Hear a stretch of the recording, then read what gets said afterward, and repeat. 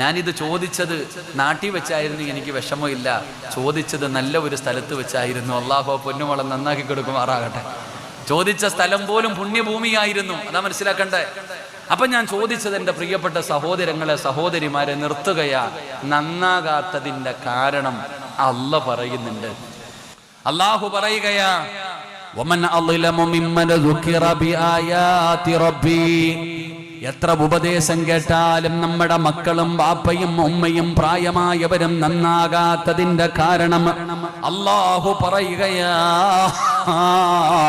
അല്ലാഹുവിന്റെ വിശുദ്ധമായ ഖുർആൻ, ആ പരിശുദ്ധമായ ഖുർആനിന്റെ ആയത്തുകൾ കേൾക്കുമ്പോ അതിന് കൊടുക്കേണ്ട സ്ഥാനം കൊടുക്കൂല, ആദരിക്കൂല, ബഹുമാനിക്കില്ല, പരിഗണിക്കില്ല, കളിയാക്കലാണ്, നിസാരമാക്കല.